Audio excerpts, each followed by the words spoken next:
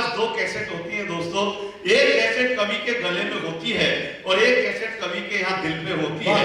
जब गले की कैसेट हम बजाते हैं तो हमारा पेमेंट, हमारा लिफाफा सब पक्का हो जाता है, लेकिन जब लगता है कि ग्रेटर नोएडा में अच्छे सुनने वाले लोग हैं तो मुझे तो ये लगता है कि मुझे दिल की कैसेट भी यहाँ पर बजानी चाहिए।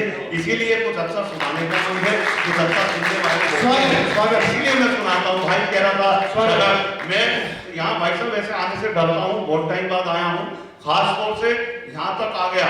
अगर ये मुझे वहाँ अल्फा वल्फा में उधर बुलाते हैं डेल्टा फेल्टा में, मैं नहीं जाता हूँ, क्योंकि इत्तेफाक ये है कि मैं जिससे प्यार करता था उसकी शादी कुलदीप भाई के सेक्टर में हुई।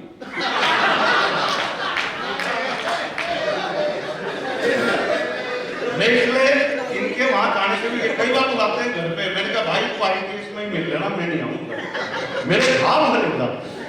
पर एक बार भाई साहब ने बुला लिया कुलदीप जी ने, बोले घर पे आना पड़ेगा, चाय पीजिए, बहुत बुलाना दिया तो गया। मैं घर गया, मैं रात को साहब बड़ा दुखी, बोले क्यों परेशान है? मैंने कहा तुम्हें पता ही है भाई, मेरे वाली नहीं नंबर नहीं बताओ, मुझे पता है। ये बोले चिंता क्यों करे, बैठ घाटी पे, हो सका बालकनी में खड़ी दिख जाए, पड़ जाए। भाई साहब रात के 11 बजे का वक्त, भाभी की गवाह इस बात में, रात के 11 बजे का वक्त कुलदीप भाई मुझे अपनी कार में बिठा के ले गए और जो मेरी प्रेमिका थी उसके घर के बाहर उतार दिया। बोला झांक ले कहीं, देख ले दिख जा, बहुत परेशान होगा, देख के तसल्ली करनी पड़ेगी। अब मैं साहब उतरा रात के 11 बजे प्रेमिका के घर के बाहर, जैसे ही मैंने 2 कदम आगे बढ़ाए अचानक जमीर चढ़ गया। मैं वापिस इनके साथ इनके घर आ गया, क्योंकि जमीर उसके पति का नाम है।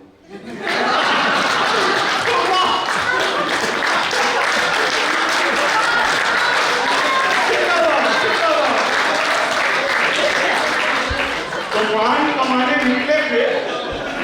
देखो प्यार यार आजकल कहाँ प्यार हो रहा है भाई साहब, शकल देखते हैं और प्यार का झूम रचाते हैं, कहीं कोई प्यार नहीं बचा। मुझे याद है वो प्रेमी प्रेमिका दुनिया के तानों से तंग आकर सोचने लगे कि चलो किसी पहाड़ी पे चलते हैं, वहां से सामूहिक सुसाइड करेंगे, आत्महत्या करेंगे, दुनिया हमें जीने नहीं देगी, प्यार वालों को जीने नहीं देती।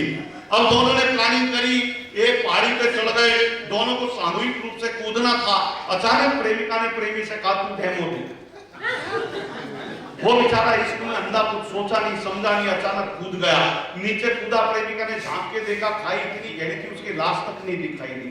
तो प्रेमिका ने अपना इरादा बदला, बोले छोड़ ये तो गया, कोई दूसरा तलाशेंगे। अब वो वापस आने लगी, रास्ते पर बड़बड़ाती रही, love is blind, love is blind, love is blind. देखिए क्या ऊपर पैराशूट से प्रेमी उतर रहा, love never dies, love never dies. ये प्यार हो गया, लेकिन साथ प्यार तो वो होता था कि प्रेम के गीत लिख व्याकरण पढ़ना जा, प्रेम के गीत लिख व्याकरण पढ़ना जा, मन की पीड़ा समझ आचरण पढ़ना जा।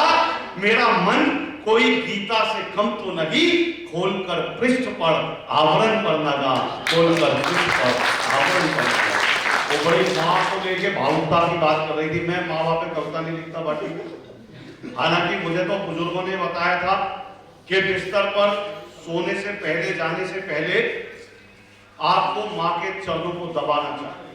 बहुत बढ़िया बढ़िया कुछ नहीं, इससे कोई फर्क नहीं पड़ता माँ आपकी हो या आपके बच्चों की।